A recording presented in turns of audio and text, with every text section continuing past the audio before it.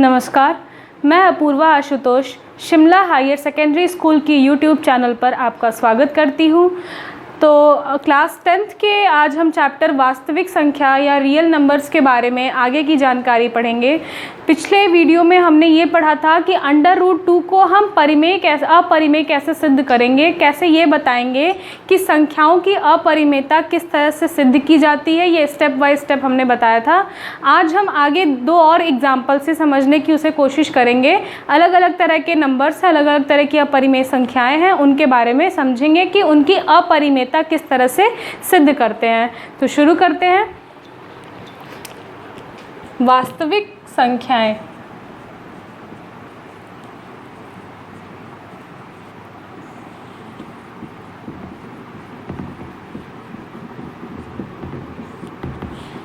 सबसे पहला एग्जाम्पल है 5 - √3। हम ये जानते हैं कि अपरिमेय संख्या को जब भी हम किसी नंबर से जोड़ते हैं या घटाते हैं, किसी भी धन पूर्णांक से या ऋण पूर्णांक से जोड़ेंगे या घटाएंगे तो भी वो एक अपरिमेय संख्या ही रहेगी। ये हमने पिछले 1-2 वीडियोस में ये चीज़ प्रूफ करके दिखाई थी। अगर आपको याद ना हो तो आप पिछले वीडियोस पर जाकर उसे देख सकते हैं। तो जब भी किसी अपरिमेय संख्या में हम कोई संख्या जोड़ते हैं, घटाते हैं या गुणा या भाग करते हैं तो ज़रूरी नहीं है कि हमें एक परिमेय संख्या मिले। तो ये एक अपरिमेय संख्या है 5 - √3, जिसमें √3 को 5 में से माइनस किया गया है और ये अब भी अपरिमेय है। अब हमें कैसे पता ये अपरिमेय है, इसको सिद्ध कैसे करेंगे? तो इसके लिए हम आगे बढ़ते हैं। प्रमाण या प्रूफ। तो बताया था हमने कि विरोधाभास की प्रक्रिया जो होती है उसके ही अकॉर्डिंग हम बताते हैं किस तरह से प्रूफ करते हैं। जैसे √2 को हमने प्रूफ किया था, उस तरह से आज हम 5 - √3 को भी प्रूफ करेंगे कि ये एक इर्रेशनल नंबर या अपरिमेय संख्या कैसे है। तो हमें अपरिमेयता सिद्ध करना है। इसका मतलब हमें मानना होगा कि 5 - √3 एक परिमेय संख्या है। ठीक, हम सबसे पहले मानेंगे 5 - √3 क्या है, एक परिमेय संख्या है। तो माना 5 - √3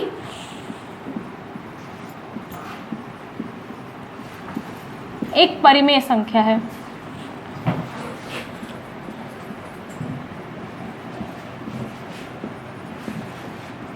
अब परिमेय संख्या के बारे में आपको ये जानकारी है कि परिमेय संख्या जो भी होती है, मान लीजिए कि a कोई एक परिमेय संख्या है, वो किस फॉर्म में होती है, p/q के फॉर्म में या a/b के फॉर्म में होती है। कोई भी परिमेय संख्या जहाँ पे p जो है वो हर अंश होता है या न्यूमरेटर होता है और q को हम हर या डिनोमिनेटर कहते हैं। तो परिमेय संख्या होगी तो वो हमेशा p/q के फॉर्म में होगी। और यदि हमने 5 - √3 को एक परिमेय संख्या माना है तो इसका मतलब हुआ कि 5 - √3 भी जो है ये क्या है, p/q के रूप का होना चाहिए। इसे हम सिंपली लिखते हैं डिवाइड करके p/q के रूप का। अतः क्योंकि हमने मान लिया है कि 5 - √3 एक परिमेय संख्या है, इसलिए हमें 5 - √3 को बराबर दिखाना होगा कि वो p/q के बराबर है। यदि p/q एक परिमेय संख्या है, इसका मतलब कि 5 - √3 भी एक परिमेय संख्या होगी। क्योंकि यहाँ पे इक्वल की साइन लगी है। इक्वल की साइन या बराबर का जो चिन्ह होता है ये तभी लगता है जब दो चीज़ें आपस में बराबर हों। जैसे कि 2 = 2, 2 जो है वो 2 के बराबर है। -5 = -5, मतलब -5 जो है -5 के बराबर है। तो इक्वल का जो साइन लगा है, बराबर का जो चिन्ह लगा है, इसका मतलब होता है कि दोनों तरफ की जो संख्याएं हैं या जो भी व्यंजक हैं वो क्या होंगे, आपस में बराबर होंगे। मतलब p/q 5 - √3 के बराबर होगा। अब हम क्या करते हैं, p/q को इधर ले आते हैं इक्वल टू के और √3 को उस साइड करते हैं। तो इसको लिखेंगे पक्षांतर करने पर। पक्षांतर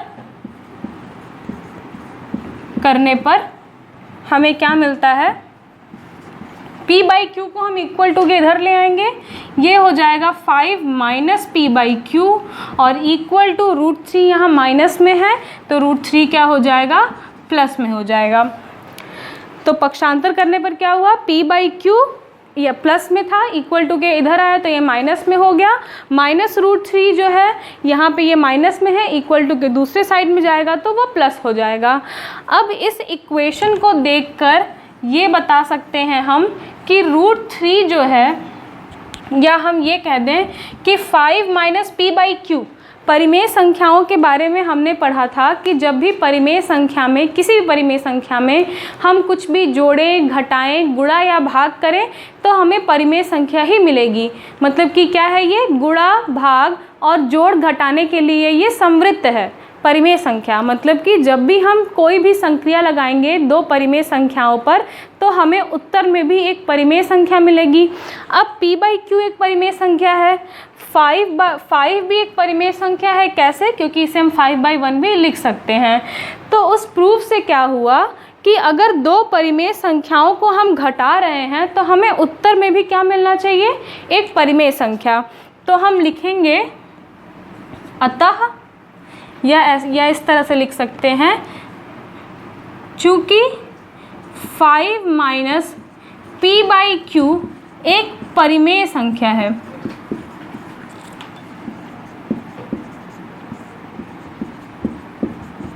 क्यों परिमेय संख्या है, ये हमने बता दिया कि जब भी हम किसी दो परिमेय संख्याओं को जोड़ते, घटाते या गुणा भाग करते हैं तो हमेशा हमें उत्तर में एक परिमेय संख्या ही मिलती है। तो 5 माइनस पी बाई क्यू क्या है, एक परिमेय संख्या है।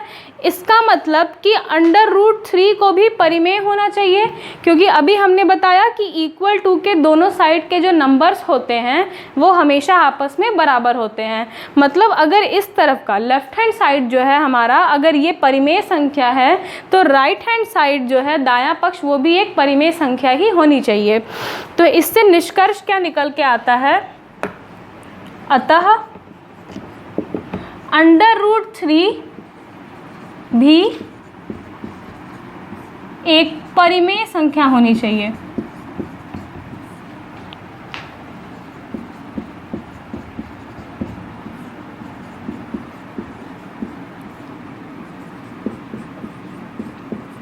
जबकि अभी तक वास्तविक संख्याओं की अपरिमेय संख्याओं में हम ये पढ़ते आ रहे हैं कि √3 क्या है, एक अपरिमेय संख्या है।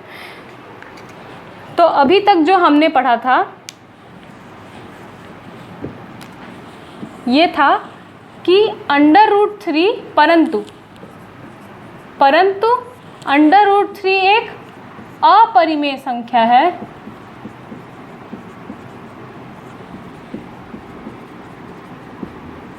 अब इससे आप ये देख सकते हैं कि जो हमने माना था कि 5 माइनस √3 एक परिमेय संख्या है, उसका निष्कर्ष ये निकल के आया कि √3 भी एक परिमेय संख्या होना चाहिए, जो कि गलत है। इसका मतलब कि हमने जो माना था वो क्या था, गलत था। मतलब 5 माइनस √3 एक परिमेय संख्या नहीं है, और अगर ये परिमेय संख्या नहीं है तो ये कौन सी संख्या हुई, अपरिमेय संख्या। अतः हमारा मानना गलत है।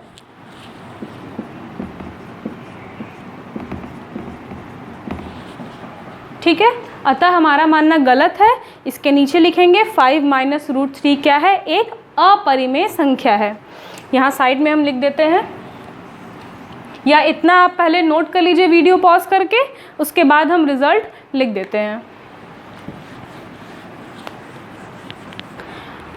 अतः 5 माइनस √3 एक अपरिमेय संख्या है। तो इस तरह से हमने देखा कि कैसे प्रूव करते हैं। अगर संख्याओं को हमें अपरिमेय सिद्ध करना है तो सबसे पहले हम ये मानेंगे थ्रू कंट्राडिक्शन कि 5 माइनस √3 जो है वो एक परिमेय संख्या है, और इससे जो निष्कर्ष निकल के आया था वो था कि √3 एक परिमेय संख्या है, जो कि गलत है। हम जानते हैं कि √3 क्या है, एक अपरिमेय संख्या। तो अगर हमने जो माना था उसका निष्कर्ष गलत निकल के आया, मतलब कि हमने जो माना था वो क्या था, गलत था। तो अतः हमारा ये मानना कि 5 माइनस √3 एक परिमेय संख्या है वो गलत है। 5 माइनस √3 क्या है, एक अपरिमेय संख्या है।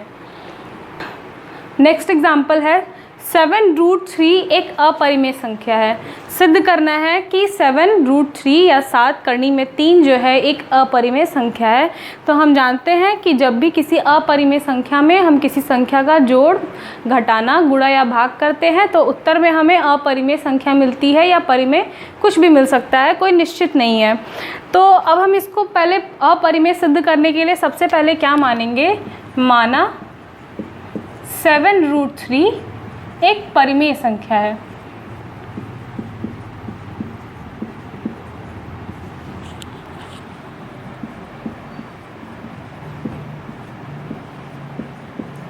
अब चूंकि 7√3 को हमने परिमेय संख्या माना है, अतः 7√3 जो है ये होना चाहिए p/q के फॉर्म का, क्योंकि ये एक परिमेय संख्या है।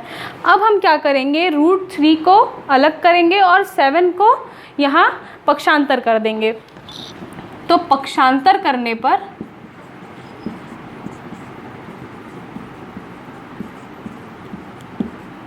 क्या मिलता है हमें, √3 इज इक्वल टू p/7q। यहाँ 7 मल्टीप्लाई में है, इक्वल टू के दूसरे साइड जाएगा तो डिवाइड में हो जाएगा। तो √3 इज इक्वल टू p/7q। अब चूँकि p/7q एक परिमेय संख्या है,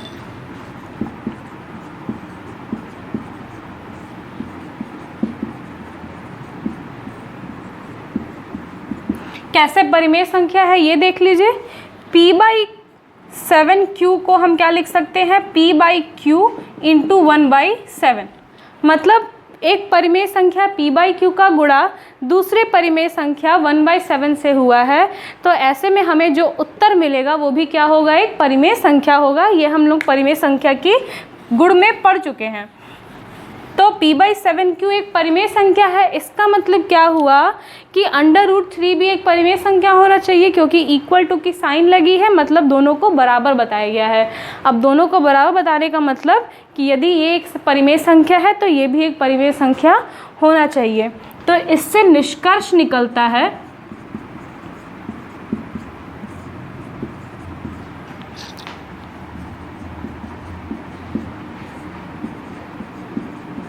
कि √3 एक परिमेय संख्या है।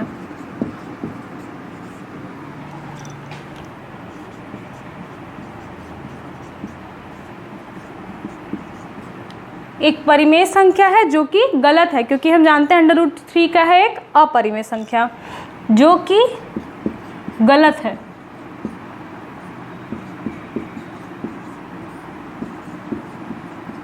सेम जैसे पिछले एग्जाम्पल में लिखा था हमने, अतः हमारा मानना गलत है। √3 क्या है, एक परिमेय नहीं अपरिमेय संख्या है। तो यहाँ ऊपर हम लिख देते हैं या यहीं नीचे लिख देते हैं, अतः 7√3 एक अपरिमेय संख्या है।